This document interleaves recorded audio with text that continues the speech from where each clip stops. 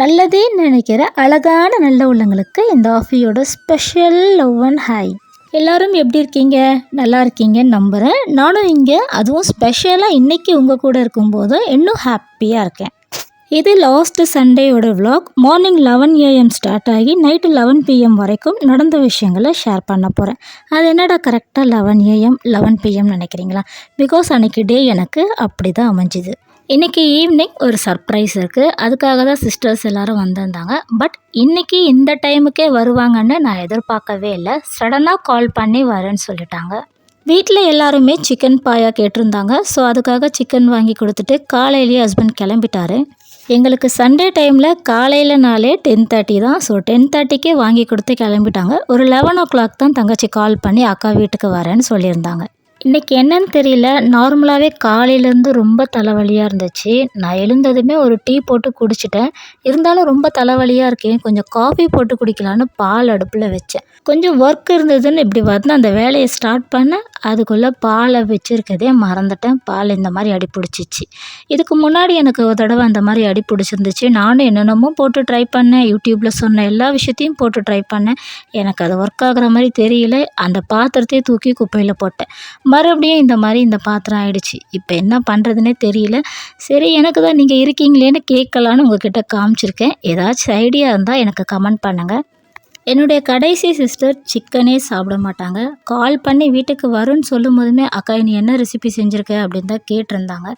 இல்லடி இப்போ தான் செய்ய போகிறேன், சிக்கன் வாங்கி கொடுத்துட்டு உங்கள் மாமா போயிருக்காரு, என்ன செய்கிறேன்னு ஐடியா இல்லைன்னா.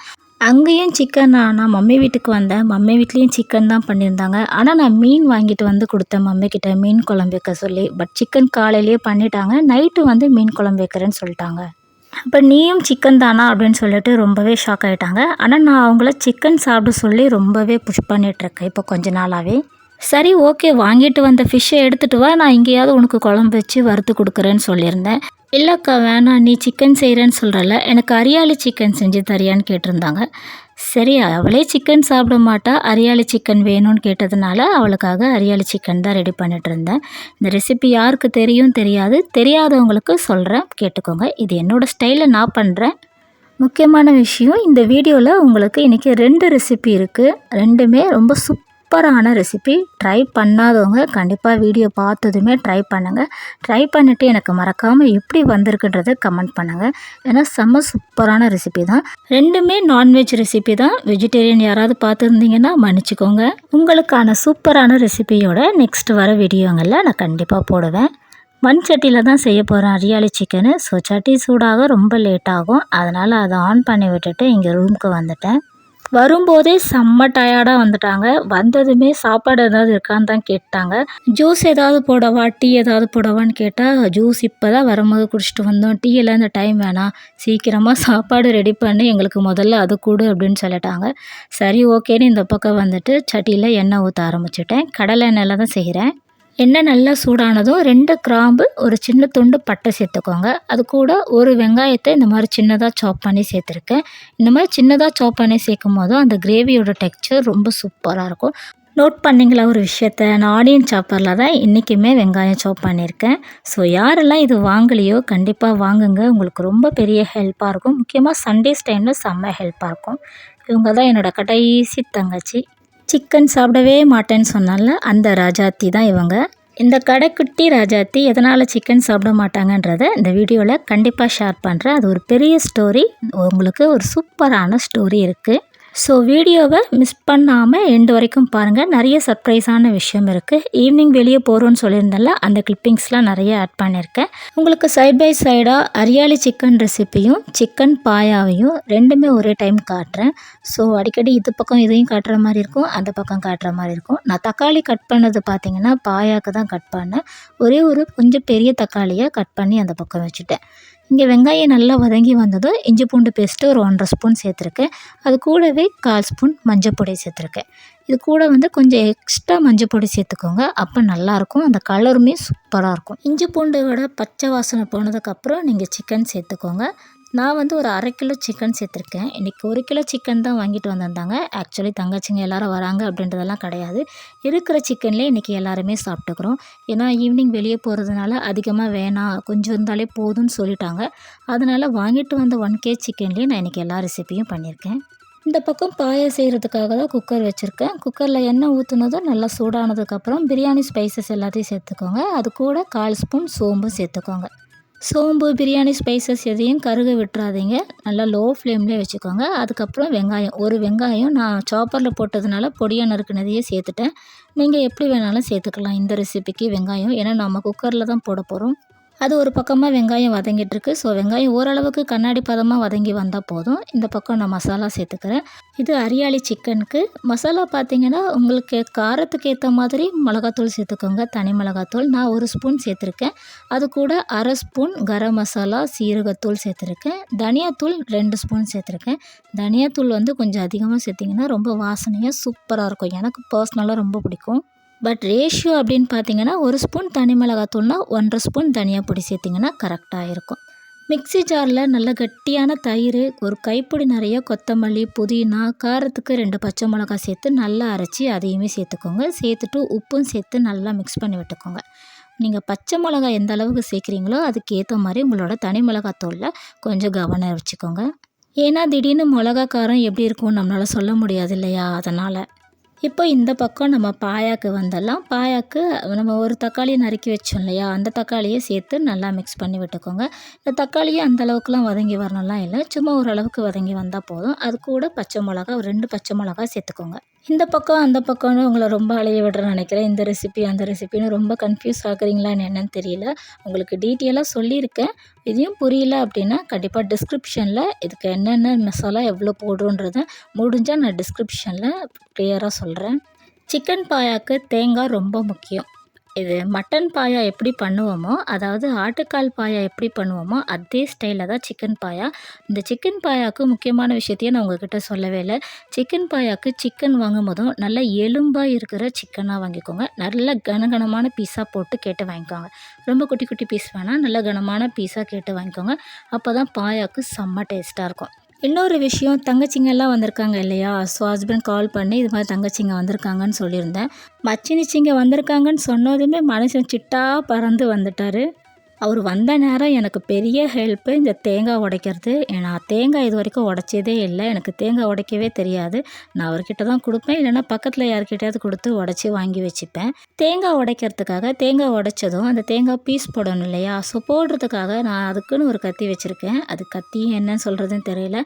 அதை அவர் கேட்டார்னு கொடுத்தேன். இன்றைக்கி வேறு தங்கச்சிங்கெல்லாம் வீட்டில் இருக்காங்களா? ஸோ மச்சினிச்சிங்க முன்னாடி கொஞ்சமாவது நம்ம சின்ராஸுக்கு சீன் போட்டால் தான் அவருக்கு கொஞ்சமாவது மனசு சாட்டிஸ்ஃபைடாக ஆகுன்ற பேரில் என்னென்னமோ பண்ணார். என்றைக்குமே நல்லா வரும், இன்றைக்கின்னு பார்த்து சொதப்பிடுச்சு. என்னமோ நீ சீன் போட்டுக்கோ, எனக்கு இன்றைக்கி தேங்காய் வேணும் அப்படின்னு சொல்லி ரொம்ப அறக்க பறக்க இன்றைக்கி சமைச்சிட்டு இருந்தேன்.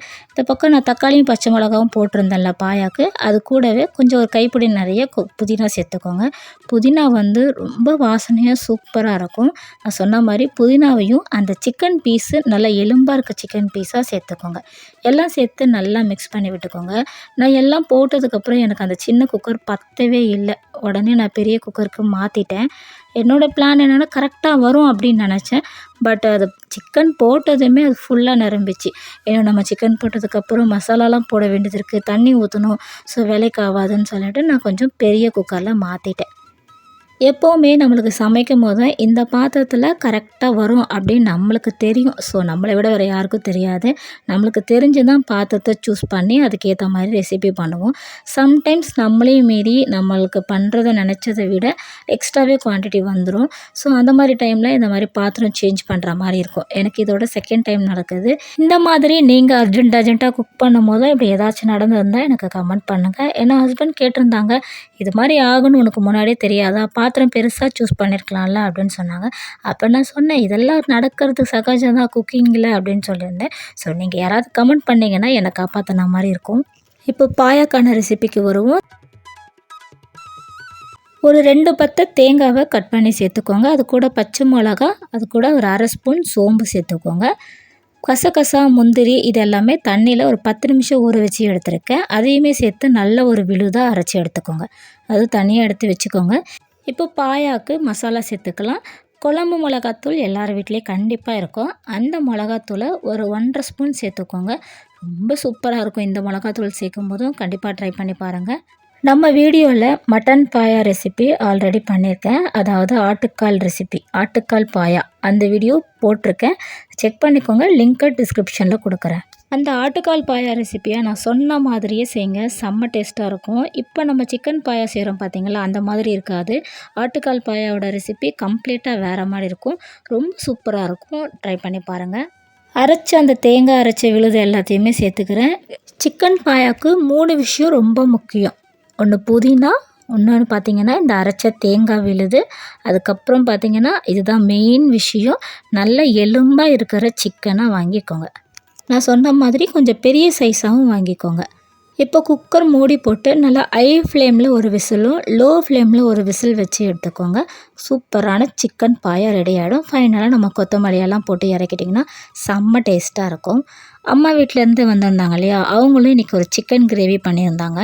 ஸோ கொடுத்து அனுப்பியிருந்தாங்க. நான் கொஞ்சமாக போதும், ஏன்னா நம்ம ஈவினிங் வெளியே போகிறோம், கொஞ்சமாக போதும்னு சொன்னதுனால ஒரு சின்ன டிஃபன் பாக்ஸில் போட்டு எடுத்துகிட்டு வந்தாங்க.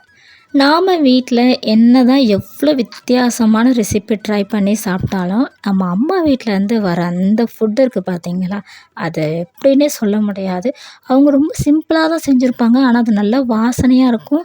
எப்படா நம்ம போட்டு சாப்பிடுவோம் அப்படின்ற ஏக்கம் நமக்கு இருந்துகிட்டே இருக்கும். அம்மா வீட்டு சமையல்னாலே அது ஒரு தனி டேஸ்ட்டு தான். ஆனால் அங்கே இருக்கும்போது கூட அந்தளவுக்கு அதோடய டேஸ்ட்டு தெரியாது. அவங்கள விட்டு நம்ம தூரமாக வந்ததுக்கப்புறமா தான் நம்மளுக்கு அந்த சமையலோட அருமையே நம்மளுக்கு தெரியும். ஒரு சில பேர்லாம் எவ்ரி சண்டே ஆனால் அம்மா வீட்டுக்கு போய் நல்லா திருப்தியாக சாப்பிட்டு வருவாங்க. ஒரு சில பேருக்கு பக்கத்துலேயே இருந்தாங்கன்னா அடிக்கடி சாப்பிட்ற வாய்ப்பு இருக்கும். இன்னும் சில பேருக்கு அந்த வாய்ப்பே இருக்காது. ரொம்ப தூரமாக கல்யாணம் பண்ணி கொடுத்துருப்பாங்க, இல்லைன்னா அம்மா வீடு இல்லாமல் இருக்கலாம். ஸோ அந்த மாதிரி பீப்புளுக்கெல்லாம் ஹஸ்பண்ட் யாராவது இந்த வீடியோ பார்த்துட்ருக்கீங்கன்னா அவங்கள ரொம்ப பத்திரமா டேக் கேர் பண்ணிக்கோங்க. அவங்க என்ன கேட்குறாங்களோ அதிகபட்சம் ரொம்ப நாளைக்கு வாங்கி கொடுக்கணும். ஐ மீன் மாதம் ஃபுல்லாக வாங்கி கொடுக்கணும்லாம் கிடையாது. ஒரு வாரத்துக்கு ஒரு தடவை அவங்களுக்கு பிடிச்ச மாதிரி வாங்கி கொடுத்தீங்கன்னா அவங்களுமே ரொம்ப திருப்தியாக ஹாப்பியாக இருப்பாங்க. வந்ததுமே செம்ம டயர்டாக வந்தாங்க. வந்த உடனே பசிக்குதுன்னு சொன்னாங்க. என்னால் வேகமாக செஞ்சும் கொடுக்க முடியல. இன்றைக்கி கொஞ்சம் வீடியோவும் எடுக்கிறதுனால ரொம்ப வேகமாக பண்ண முடியல. முடிஞ்ச அளவுக்கு எல்லாம் பண்ணி முடிச்சிட்டேன். சரி வாங்க சாப்பிடலாம் அப்படின்னு கூப்பிட்றதுக்காக ரூமுக்கு போனால் எல்லோரும் படுத்துட்டு இருந்தாங்க. படுத்துட்டு தானே இருக்காங்கன்னு சொல்லிட்டு ஒரு 3 முட்டை மட்டும் அவங்களுக்காக வேக வச்சுட்டு இருந்தேன். ஏன்னா எங்களுக்கு முட்டை வேண்டாம், தங்கச்சியும் ஒரு முட்டை சாப்பிட மாட்டா. ஸோ 2 பேருக்காக ஒரு 3 முட்டை மட்டும் வேக வச்சுருந்தேன். அரியாலி சிக்கனை பாதிலே விட்டுட்டேன் உங்ககிட்ட. அதுக்கப்புறம் என்னென்னமோ பேசிட்டேன். அரியாலி சிக்கன் நம்ம மசாலா எல்லாம் போட்டோம் பார்த்தீங்களா, போட்டுட்டு மூடி போட்டு ஒரு 10 மினிட்ஸ் நல்லா வற்ற விட்டிங்கன்னா, ஐ மீன் ஒரு 10 மினிட்ஸ் அதை விட்டுட்டிங்கன்னா அதுலேருந்து எண்ணெய் பிரிஞ்சு வரும். எண்ணெய் பிரிஞ்சு வந்ததுக்கப்புறம் கொஞ்சமாக முடிஞ்சால் கொஞ்சமாக ஒரு 1/4 ஸ்பூனுக்கு பெப்பர் பொடி போட்டு அடுப்பு ஆஃப் பண்ணிட்டிங்கன்னா செம டேஸ்டியான அரியாலி சிக்கன் ரெடி ஆகிடும். இந்த பக்கம் பாயா நல்லா ரெடி ஆகிடுச்சு. ஃபைனலாக நான் கொத்தமல்லி போட்டிருக்கேன். இது கூட முடிஞ்சால் ஒரு 1/4 ஸ்பூனுக்கு இல்லை 1/2 ஸ்பூனுக்கு தேங்காய் எண்ணெய் சேர்த்து சாப்பிட்டிங்கன்னா செம்ம டேஸ்ட்டாக இருக்கும். மோஸ்ட்டாக தேங்காய் எண்ணெய் நிறைய பேருக்கு பிடிக்காது. ஸோ குக்கர் விசில் அடங்கினதும் நம்ம ஓப்பன் பண்ணுவோம் இல்லையா, அந்த டைம்லேயே 1/4 ஸ்பூனுக்கு இல்லை 1/2 ஸ்பூனுக்கு நீங்கள் தேங்காய் எண்ணெய் ஊற்றிக்கோங்க. அப்போ தான் அந்த தேங்காய் எண்ணெயோட வாசனை கரெக்டாக இருக்கும், அந்த சூட்டில் கரெக்டாக இருக்கும். ரொம்ப டேஸ்ட்டாக இருக்கும் இந்த சிக்கன் பாயா. கண்டிப்பாக ட்ரை பண்ணுங்கள். நாங்கள் இன்றைக்கி சிக்கன் பாயா சாதத்துக்கு தான் வச்சு சாப்பிட போகிறோம். ஆனால் இட்லிக்கும் பரோட்டாக்கும் செம்மையாக இருக்கும். சாரி இட்லிக்கும் ஆப்பத்துக்கு இடியாப்பத்துக்கு வேறு லெவலில் இருக்கும். ட்ரை பண்ணி எனக்கு எப்படி இருக்குன்னு கமெண்ட் பண்ணுங்கள். ஏன்னா ரெசிபி ரொம்ப சூப்பராக இருக்கும். சாப்பிட்றதுக்காக எல்லாமே எடுத்து வச்சாச்சு, தண்ணியும் எடுத்து வச்சுட்டேன். நான் என்னென்ன பண்ணியிருக்கேன்றதை காட்டுறேன். ஒன்றும் இல்லை, சிக்கன் பாயா, அதுக்கப்புறம் அரியாலி சிக்கன், தக்காளி ரசம் வச்சுருப்பேன், முட்டை ஒரு 3, அவங்க 2 பேருக்காக மட்டும் 3 முட்டையே வேக வச்சு வச்சுருக்கேன். இவ்வளோ தான் சிம்பிளான ரெசிபி. ஏன்னா ஈவினிங் வெளியே போகிறதுனால இவ்வளோ தான் பண்ணியிருந்தேன். எல்லாமே திருப்தியாக சாப்பிட்டாங்க. செம்ம டேஸ்ட்டாக இருந்துச்சு. இந்த அரியாலி சிக்கன்லாம் நீங்கள் பரோட்டா, சப்பாத்திக்கு, நான் ரொட்டிக்கெல்லாம் வச்சு சாப்பிடும்போதும் செம்ம சூப்பராக இருக்கும். ட்ரை பண்ணி பாருங்கள். நான் செஞ்ச இன்றைக்கி எல்லா ரெசிபியும் பிரேக்ஃபாஸ்ட்டுக்கு, லஞ்சுக்கு, டின்னருக்கு எல்லாத்துக்குமே சூப்பராக இருக்கும். அதே மாதிரி இன்னொரு விஷயம் கேட்க மறந்துட்டேன். எல்லோரும் ஆட்டுக்கால் பாயா தான் கேட்டிருப்பீங்க. சிக்கன் பாயான்னு கேள்விப்பட்டிருக்கீங்களான்றதை கமெண்ட் பண்ணுங்கள். என்னன்னா சிக்கன் பாயான்னு சொல்லும் போது அது என்ன ஆட்டுக்காலில் தானே பாயானுவாங்க, நீ என்ன சிக்கன் பாயா சொல்கிற அப்படின்னு கேட்பாங்க. ஸோ என்னோட டவுட், என்ன மாதிரியே யார் ஆட்டுக்கால் பாயாவை இது வரைக்கும் சிக்கனில் ட்ரை பண்ணியிருக்கீங்க அப்படின்றத மறக்காமல் கமெண்ட் பண்ணுங்கள். நல்லா திருப்தியாக சாப்பிட்டுட்டு ஈவினிங் வெளியே போகிறோன்னு சொல்லியிருந்தோம்ல, ஸோ அதனால் எல்லாருமே ரெடியாகி கிளம்பியாச்சு. ஓகே நம்ம ஸ்டோரிக்கு வருவோம். ஏன்னா ஸ்டோரி சொல்கிறேன்னு சொல்லிட்டு இவ்வளோ தூரம் இழுத்துட்டேன்.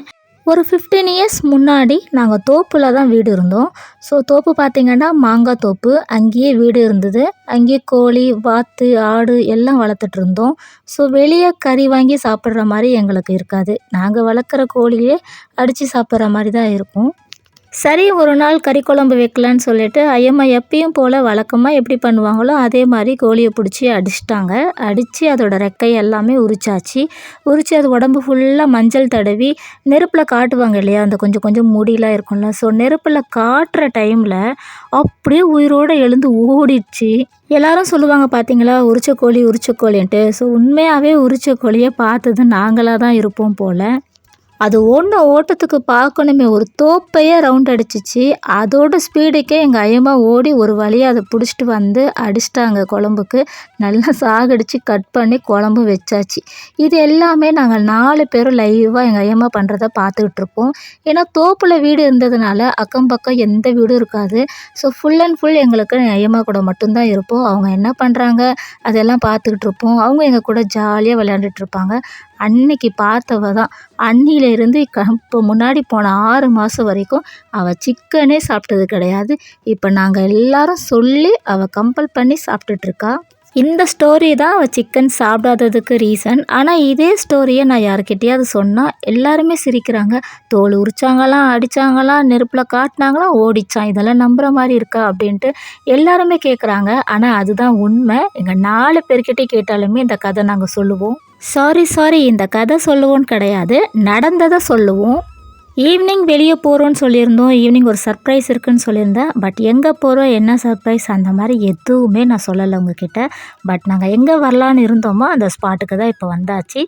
சென்னை YMCA நந்தனமில் இருக்கிற கிரவுண்டுக்கு தான் வந்திருக்கோம். 2023 இந்த இடத்துக்கு வந்திருந்தோம். அதோட இப்போ தான் வரோம். அதாவது லாஸ்ட் இயர் வந்தோம். லாஸ்ட் இயருமே இதே கான்செர்ட்டுக்கு தான் வந்திருந்தோம். இந்த இயருமே இதே கான்செர்ட்டுக்கு தான் வந்திருக்கோம். அவரே கான்செர்ட் லாஸ்ட் இயரும் நடந்தது. இந்த இயரும் அவரே 2.0க்கு ரொம்ப ஹாப்பியாக கிளம்பி ஃபேமிலியாக வந்தாச்சு.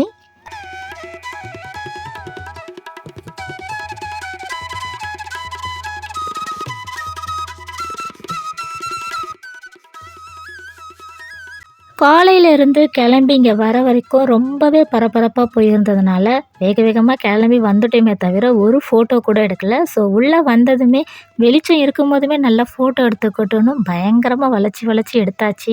அது என்னவோ தெரியல, எங்கே வெளியே போனாலும் அது ஃபங்க்ஷனாக இருந்தாலும் சரி, இல்லை எந்த இடத்துக்கு போனாலும் வெளியே கிளம்புனதுக்கப்புறம் ஒரு 4 ஃபோட்டோ எடுத்துடணும்.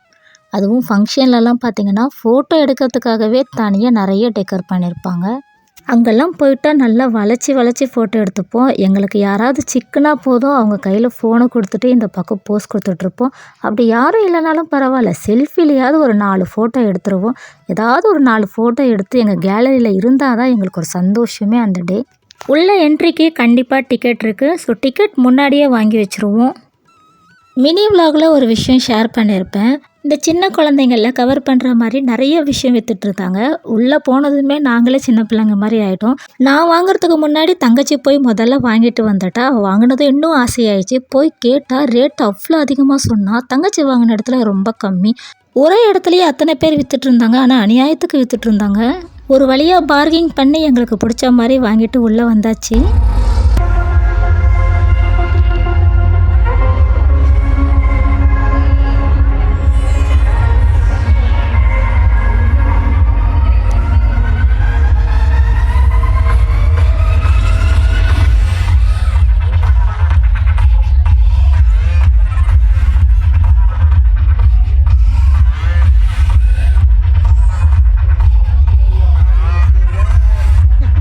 அவரேன்ற ஷோ பார்த்திங்கன்னா ஒரு கிறிஸ்டியன் சாங்ஸோட கான்செர்ட்டு தான்.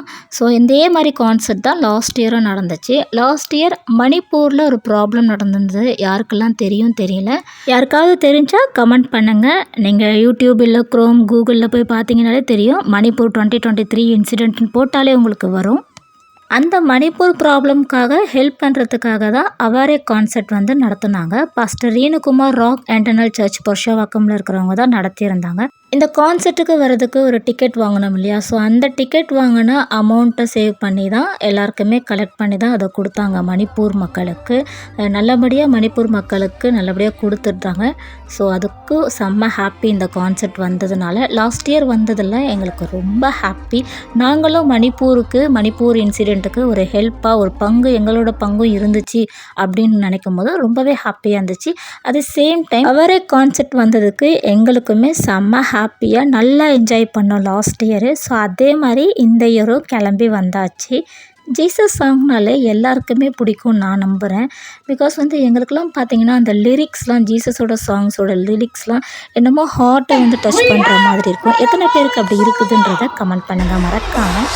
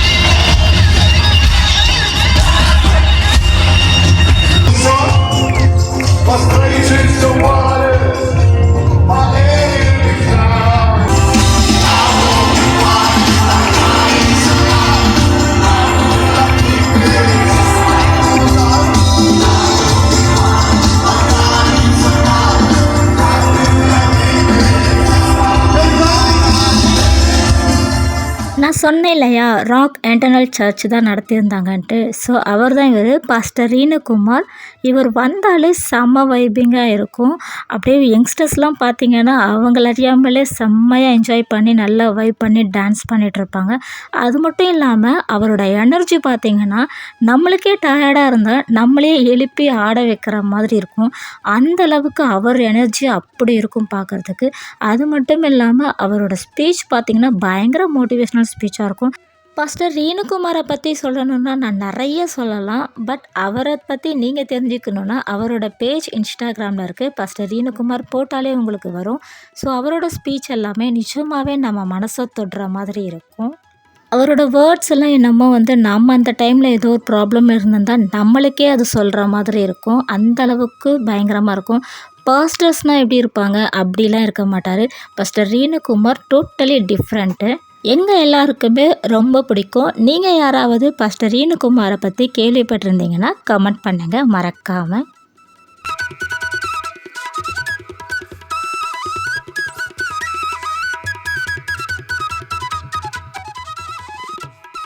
நாங்கள் மொத்தம் அக்கா தங்கச்சி 4 பேருமே நாங்கள் எல்லாருமே வந்திருந்தோம் ஃபேமிலியாக. அதில் 2 பேர் மார்னிங்கே நம்ம வீட்டுக்கு வந்துட்டாங்க. ஸோ அவங்க எல்லாருமே நாங்கள் எல்லாம் ஒன்றா சேர்ந்து வந்தாச்சு. இன்னும் ஒரு சிஸ்டர் மட்டும் அவங்க வீட்டிலேருந்து டைரெக்டாக வரதா இருந்தாங்க. பட் வரதுக்கு ரொம்ப லேட் ஆயிடுச்சு. லாஸ்ட் டைம் பார்த்திங்கன்னா சீக்கிரமாக வந்துட்டாங்க. இந்த டைம் அவங்க வெளியே போகிறதா இருந்தது போல். ஸோ வெளியெல்லாம் போயிட்டு வரதுக்கு ரொம்ப லேட் ஆயிடுச்சு. கிட்டத்தட்ட முடிகிறதுக்கு ஒரு 1/2 hour முன்னாடி தான் வந்தாங்க. அவளோட பையன்தான் இவன். சரியான வாள். உள்ளே நுழைஞ்சதும் எங்கள் தலையில் இந்த ஹெட்பேண்ட் இருந்ததை பார்த்துட்டு அவனுக்கு செம்ம குஷி. அதில் லைட் எரிஞ்சிட்டே இருந்துச்சா என்னமோ அவனுக்கே விளையாட ஏதோ வாங்கி வச்ச மாதிரி அவனுக்கு ஒரு ஃபீல். எப்படியோ அதை ஒரு வழியாக அவனுக்கு பிச்சிடணும். அது ஏன் எரியுது, எதுக்கு எரியுது, எப்படி எரியுது, எதனால் எரியுது அப்படின்னு பார்க்கணும். இப்போ அவனுக்கு அதை பார்த்து பயங்கரமாக இது பண்ணிகிட்டு இருந்தார். ஸோ எப்படியும் உடச்சிருவான்னு சொல்லிட்டு அவங்க அப்பா அவனை தூக்கிட்டு மேலே லைவாக காட்டிகிட்டு இருந்தார் எல்லாமே. ஆனால் அவனுக்கு அங்கே போகவே இல்லை. நாங்கள் தலையில் மாட்டிகிட்டு இருக்கிறது தான் அவனுக்கு அது வேணும். ஸோ ஒரு வழியாக எல்லாத்தையும் வேடிக்கை பார்த்துக்கிட்டே இருந்தான். பயங்கரமாக பண்ணிகிட்டு இருந்தான். இந்த குழந்தைங்க மேலே ரொம்ப ஆசையாக இருப்பாங்க பார்த்தீங்களா, அவங்களுக்கெல்லாம் எங்கள் ஆரோனை பார்த்தீங்கன்னா அப்படி பிடிக்கும். அவனை பார்த்ததுமே அப்படி தூக்கி கொஞ்சணும் போல் இருக்கும். ஆசையாக வருவாங்க அவனை தூக்குறதுக்கு. அவனும் போயிடுவான். ஆனால் போன 10 செகண்டு கூட ஆகாது. அதுக்குள்ளே அவன் வேலையை காட்டிடுவான். அவங்க உடனே இந்த அம்மா அவன் புள்ளன்னு சொல்லி கொடுத்துருவாங்க.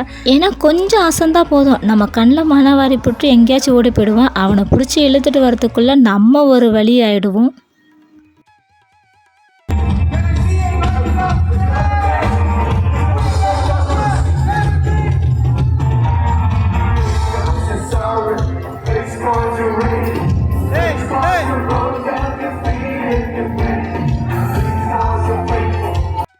நாங்கள் அக்கா தங்கச்சி 4 பேரும் சொன்னேன் இல்லையா, நாங்கள்லாம் தனித்தனியாக இருந்தாலே எங்களை கையிலேயே பிடிக்க முடியாது. ஒன்றா வேற ஒரே இடத்துல, அதுவும் விட்டா போதுன்னு பயங்கரமாக ஆட்டம் ஆடிட்டோம். எப்போவுமே பார்த்தீங்கன்னா கான்சர்ட் ஸ்டார்ட் பண்ணுறதை விட இந்த முடிகிற டைமில் பயங்கர வைபிங்காக இருக்கும். இன்னமும் அப்போ தான் எனர்ஜியே வந்த மாதிரி இருக்கும். ஸோ முடிகிற டைமில் பயங்கரமாக என்ஜாய் பண்ணி பயங்கர டயர்டாயாச்சு. எல்லோரும் சேர்ந்து ஒரே இடத்துல செம்ம ஹாப்பியாக இருந்தோம் அந்த டே.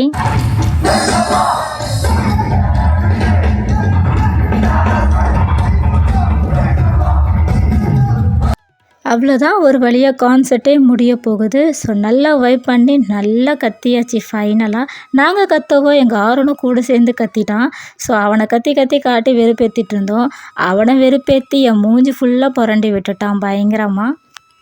அவன் என்ன தான் கீறினாலும் அடித்தாலும் அவனை கொஞ்சாமல் இருக்கவே முடியல. பயங்கரமாக கொஞ்சிக்கிட்டு விளையாடிட்டு எப்படியோ ஒரு வழியாக சிரிச்சுக்கிட்டு நல்லா என்ஜாய் பண்ணிகிட்டு இருந்தான் அவனும் எங்கள் கூட சேர்ந்து.